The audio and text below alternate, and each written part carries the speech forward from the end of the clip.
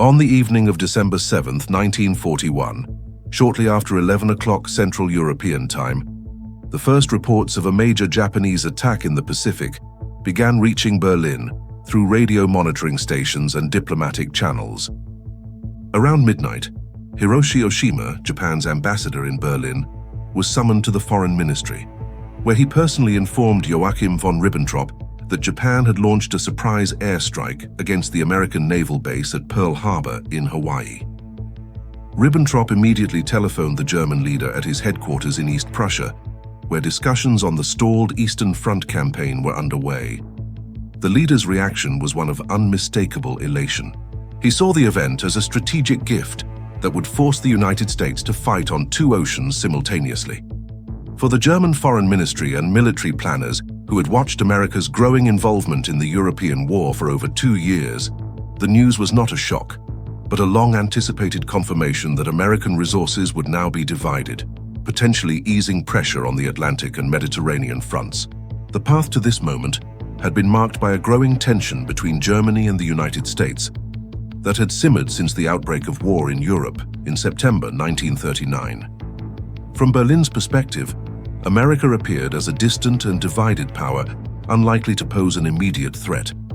The US Army in late 1941 numbered approximately 1,460,000 men, still far from a decisive expeditionary force. Its navy, though the world's largest, with 17 battleships and numerous cruisers, was divided between the Atlantic and Pacific fleets, limiting its ability to project power decisively. The US Army Air Corps possessed roughly 2,500 modern combat aircraft, relying on models like the P-40 Warhawk and B-17 Flying Fortress that German intelligence assessed as capable but not superior to the best Luftwaffe machines. Reports from the Abwehr, Germany's military intelligence service under Admiral Wilhelm Canaris, highlighted America's internal divisions. The Neutrality Acts of 1935 to 1939 had prohibited arms sales to belligerents, and President Franklin D. Roosevelt faced stiff opposition from isolationist groups such as the America First Committee, led by figures like Charles Lindbergh. Roosevelt's speeches, including his Arsenal of Democracy address on December 29, 1940, had raised alarms in Berlin, but the leader dismissed them as bluster from a nation still recovering from the Depression and unwilling to commit to a foreign war. German assessments of American capabilities were rooted in careful observation. Attachés in Washington reported on the U.S. industrial base, noting the automobile giants like Ford and General Motors that could potentially convert to war production. Yet Berlin believed America's isolationism would prevail.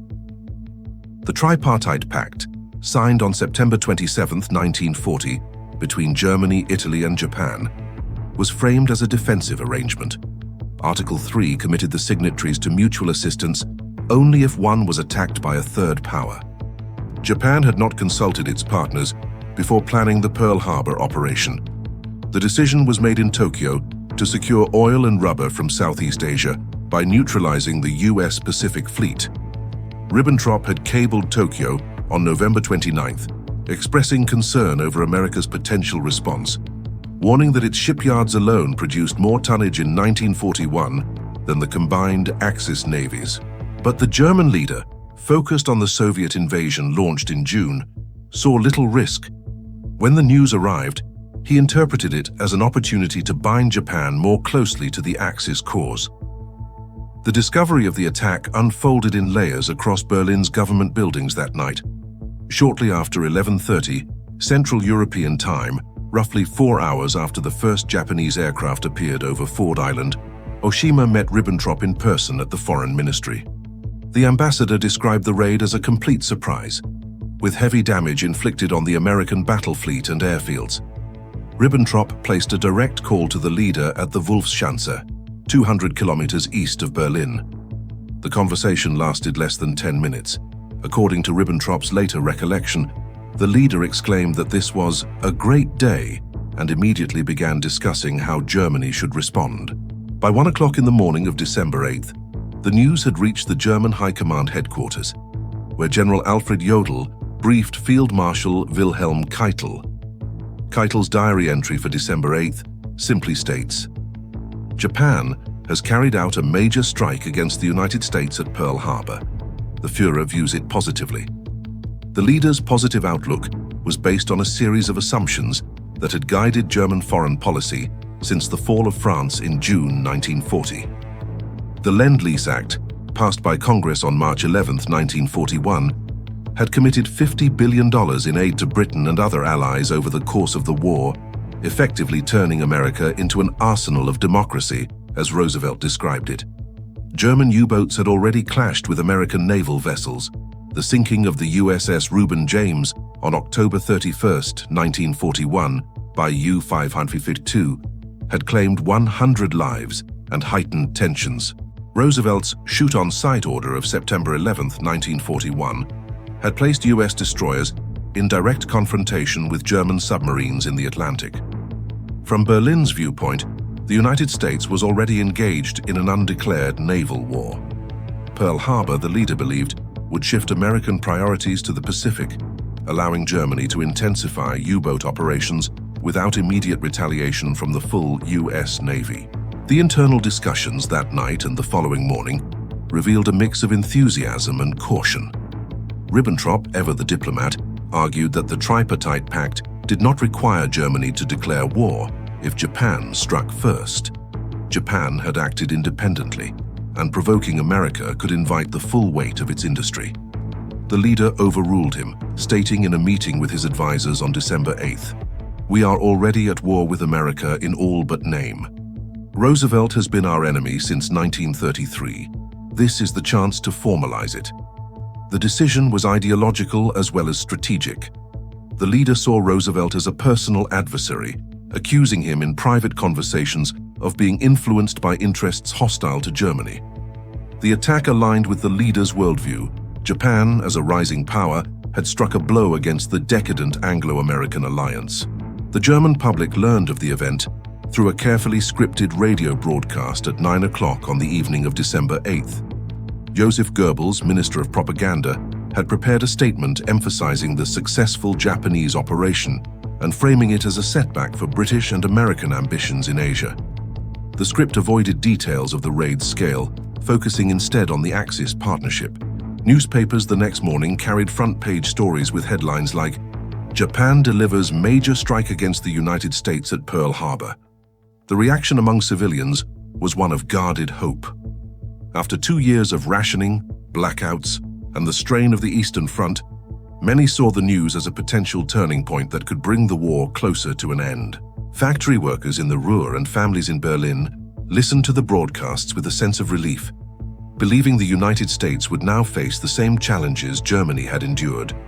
Within the military establishment, opinions were more measured. Admiral Erich Raeder, commander of the Kriegsmarine, viewed the development with concern. In a memorandum dated December 8th, he noted that the American Navy remained the largest in the world, with shipyards capable of outproducing the Axis by a factor of 10 to 1. Raeder had long advocated for a focus on the Atlantic, where U-boats had sunk over 4 million tons of Allied shipping in 1941. The entry of the United States into open conflict would mean unrestricted operations against American merchant vessels, but also the risk of direct naval confrontation.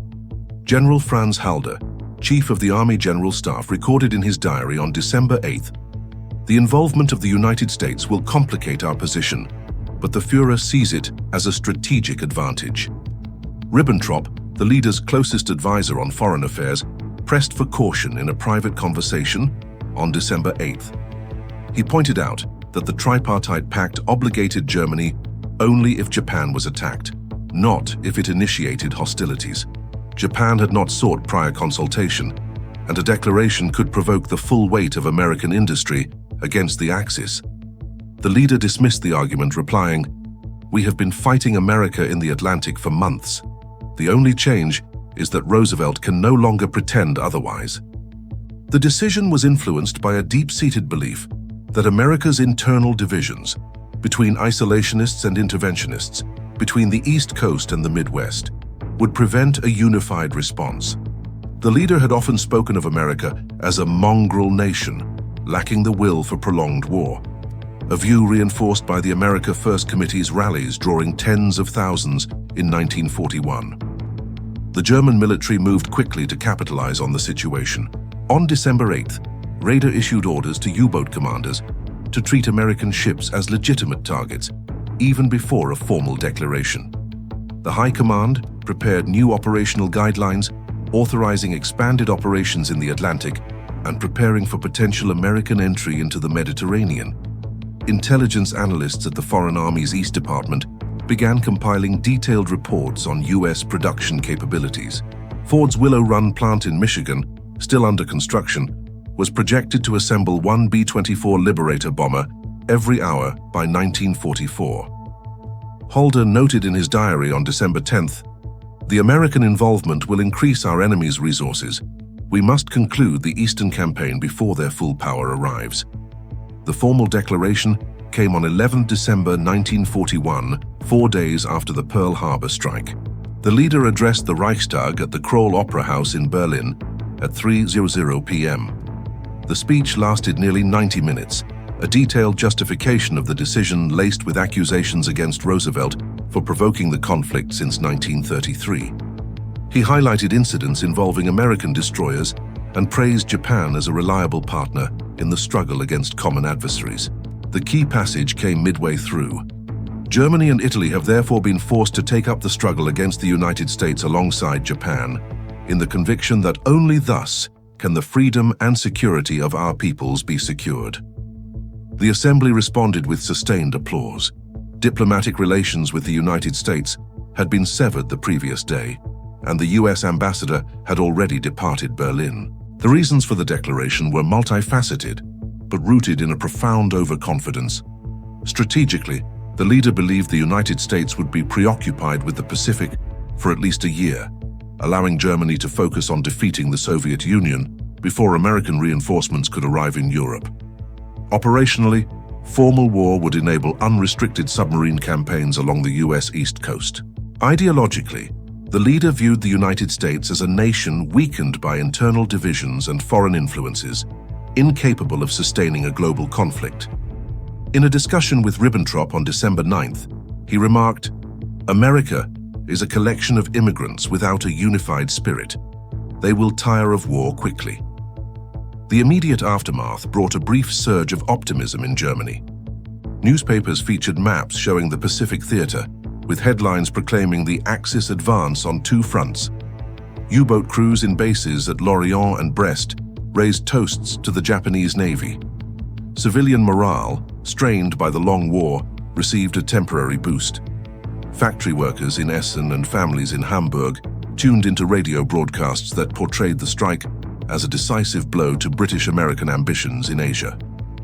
Within the military, however, the response was more pragmatic. Raeder's memorandum on December 12th warned that the American shipbuilding capacity, which had launched more tonnage in 1941 than the combined Axis fleets, would pose a long-term challenge. Halder confided to his diary, "The Führer's decision is bold, but the Russian winter is upon us, and this new front will test our resources." Ribbentrop, who had advocated for a more measured approach, focused on coordinating with Tokyo. A follow-up cable to Oshima on December 9th sought details on Japanese plans for the Philippines and Southeast Asia, aiming to align Axis operations in the Indian Ocean. America's reaction was swift and unified. Roosevelt addressed a joint session of Congress on December 8th, describing the previous day as a date which will live in infamy. The chamber approved a declaration of war against Japan with a single dissenting vote.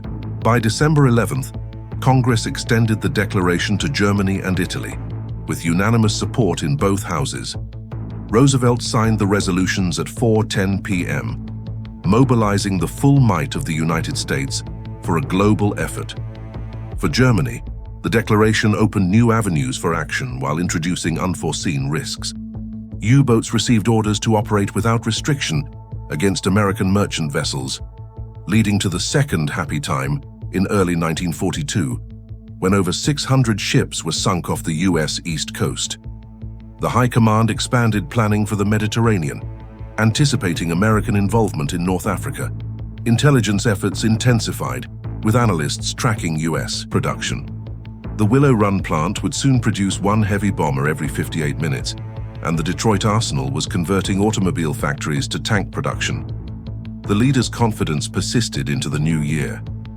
In a meeting with his generals on January 10, 1942, he stated, "The Americans will fight Japan first. We have at least 12 months before they can challenge us in Europe." This assumption shaped German strategy, delaying preparations for a second front and focusing resources on the Eastern Campaign. The miscalculation revealed itself gradually. The U.S. Pacific Fleet, though damaged at Pearl Harbor, retained its carrier strength. The Enterprise, Lexington, and Saratoga were undamaged and operational by January 1942. The Battle of the Coral Sea in May and Midway in June turned the tide in the Pacific, forcing Japan onto the defensive. In Europe, American troops began arriving in Britain in January 1942, and the first U.S. Army Air Force's bombers conducted raids over France in August. Lend-Lease deliveries to Britain and the Soviet Union increased from roughly $2 billion in 1941 to over $11 billion in 1942, bolstering Allied logistics. The declaration of 11th December 1941 accelerated the Axis defeat in ways the German leadership could not foresee. Without it, Roosevelt might have concentrated on Japan, delaying the European theater until 1944 or later. Instead, American factories shifted to full war production, churning out nearly 300,000 aircraft and 88,000 tanks by 1945. The U.S., the Peace Army grew from 1,460,000 to over 8,300,000 men, landing in North Africa in November 1942 and Normandy in June 1944. Germany learned of Pearl Harbor as a moment of Axis unity. It became the catalyst for a global coalition that overwhelmed the European powers. The news that reached Berlin in the early hours of December 8th marked not the beginning of victory, but the first step toward an end the German High Command had never imagined. If these minute-by-minute, fact-based accounts of the moments everything changed are what you come here for, hit subscribe and ring the bell. A new documentary every single week. See you in the next one.